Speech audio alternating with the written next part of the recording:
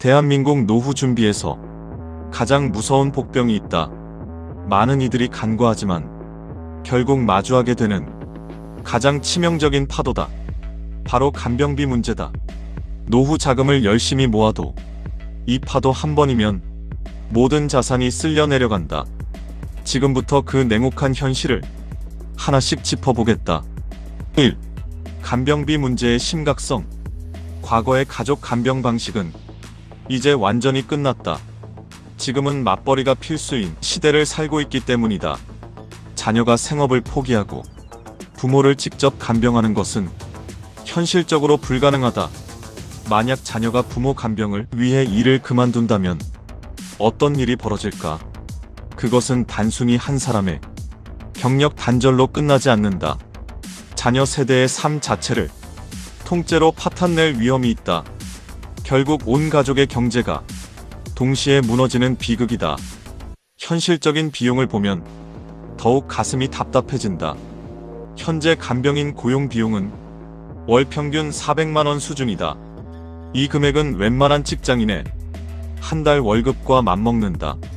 매달 이 돈이 고정적으로 지출된다고 생각해보라.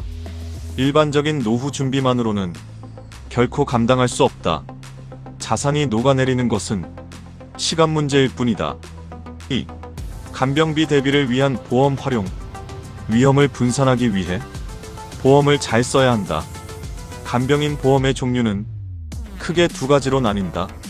첫째는 서비스형이다. 보험사에서 간병인을 직접 파견해주는 형태다. 물가 상승에 따른 비용 걱정을 덜 수 있는 장점이 있다. 둘째는 일당형 보험이다. 간병인을 쓰고 청구하면 지정된 금액을 현금으로 지급하는 방식이다. 가입할 때 주의사항을 반드시 확인해야 한다. 단순히 보험이 있다는 사실에 안심하면 안 된다. 보험료 갱신 주기를 보고 인상폭을 따져야 한다. 나이가 들었을 때 감당할 수 있는 금액인지 본다. 보장 일수의 제한도 꼼꼼하게 확인해야 한다. 장기 간병이 필요한데 일수가 짧으면 소용없다. 가장 비용이 많이 드는 요양병원 보장 여부도 반드시 체크할 항목이다. 간병 증빙 방식이 너무 복잡하지 않은지도 본다.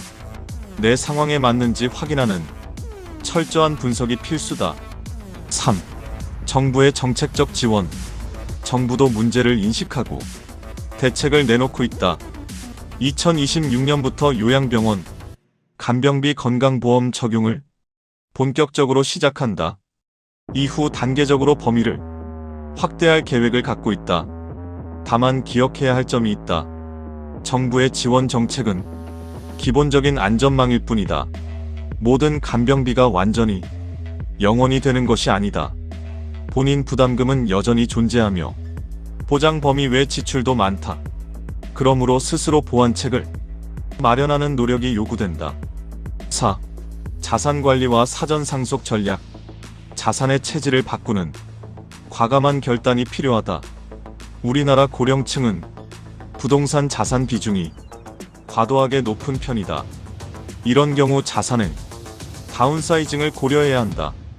부동산을 줄여 현금을 만들고 그 자금으로 생활비와 간병비를 조달해야 한다. 우리 부모님 세대는 대부분의 자산이 부동산이다. 현금 없이 부동산을 깔고 앉은 채 고통받는 상황은 최악이다. 그동안 자녀들은 부모의 생활비와 세금을 대느라 경제를 망치게 된다.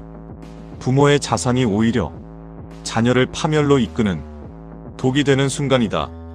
이런 비극을 막기 위해 사전 전략이 필요하다. 5.